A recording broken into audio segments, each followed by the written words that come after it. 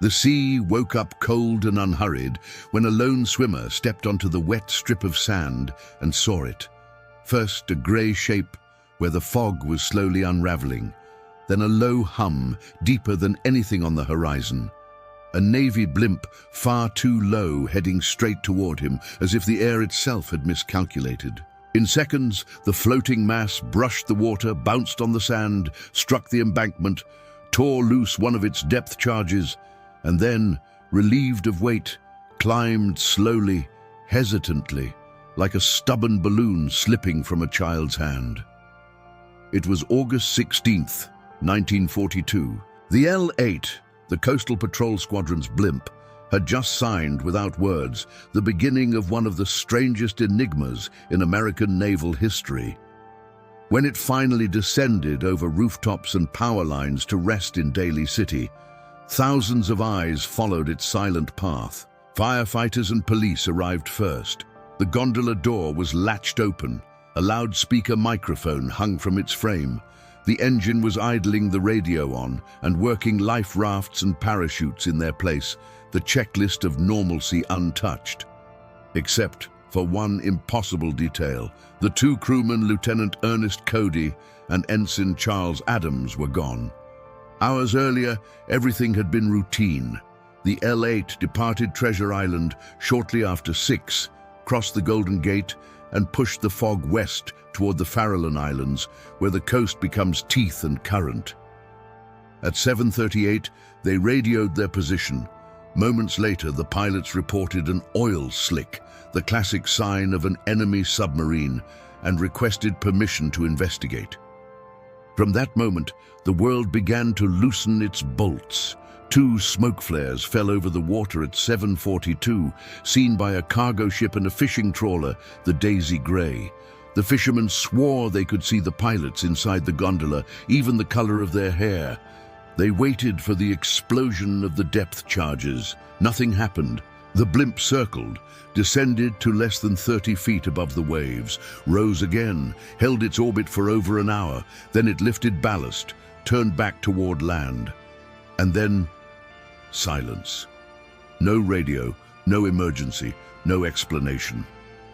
At 10:49, a Pan Am pilot sighted the L-8, flying steadily above the Golden Gate, as if heading home. Minutes later, a Navy Kingfisher reported the airship 3 miles off Salada Beach, 15 miles southwest of the bridge, rising into the cloud base at nearly 2,000 feet, far too high for a tired helium envelope, high enough to trigger its automatic pressure valves. To cross that distance in the reported time, the L-8 would have had to travel between 85 and 100 miles per hour. Impossible for a blimp whose top speed barely reached 60 on a perfect day. It was as if it had forgotten to obey physics, appearing in two places almost at once, reversing course, burning fuel. But why? When the airship was finally recovered, only 4 hours of fuel remained. It had departed with 12. Someone had dumped over 30% of the tank, a drastic move, the kind made only to gain altitude fast. To escape what? To look at what? Official statements, cautious press notes, military restraint, all tried to shove the story back onto the shelf of the plausible.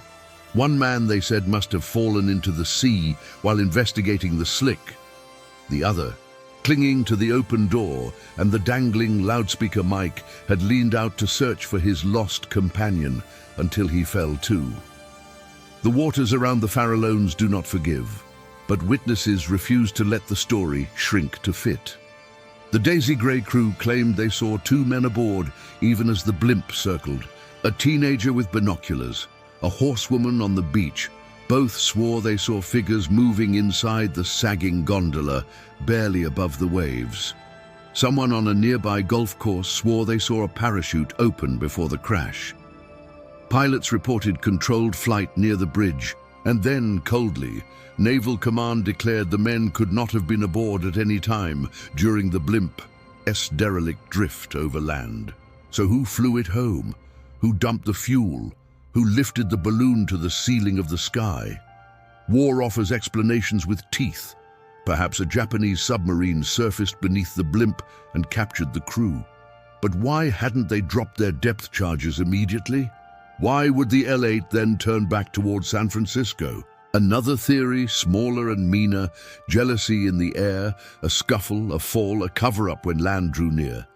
But why not report it as an accident in wartime? Why do the math of the sightings and the fuel refuse to align with either version? The heart of the mystery beats where the wind changes its mind. The oil's slick, the smoke flares marking a spot that might have been a target or a man.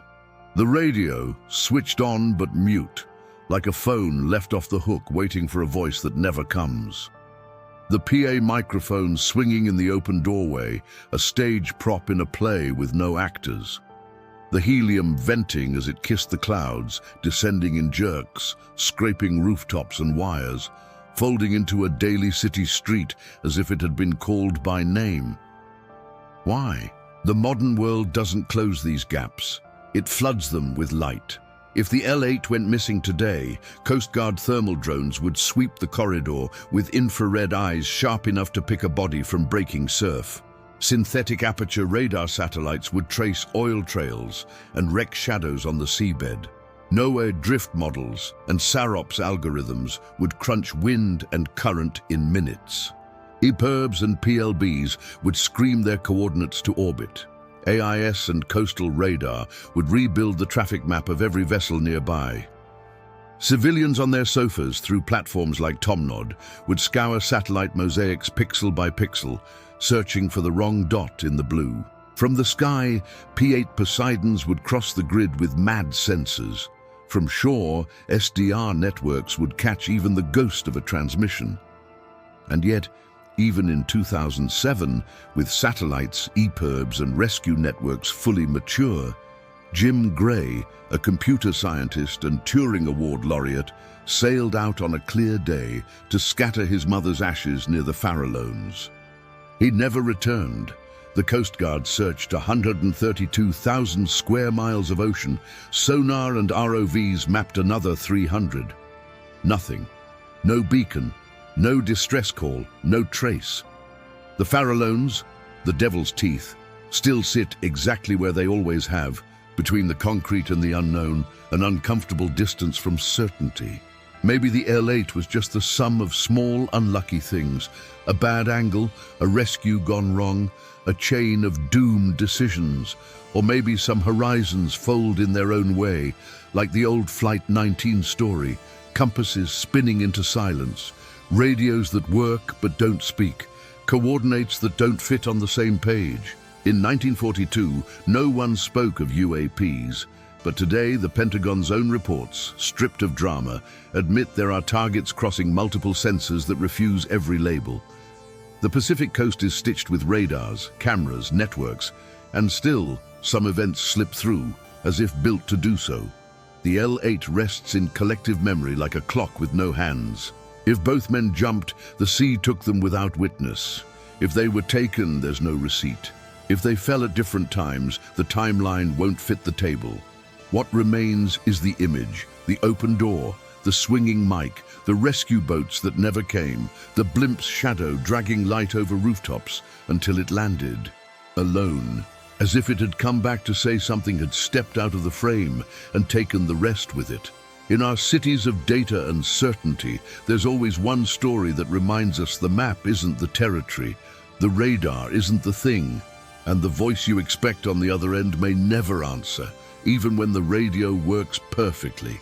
If you've come this far, do something simple and important to keep independent storytelling alive. Subscribe now, hit the bell, and leave a like so the algorithm knows these stories matter. Drop your theory in the comments. Capture, accident, cover-up, or something we still can't name. And if the tale of the L8 chilled, you stay with us for the next one. A convoy that came back alone. Is a platoon that vanished from its own maps, a bunker where voices still reply after the last transmission. We move forward, frame by frame, as far as the fog will let us see.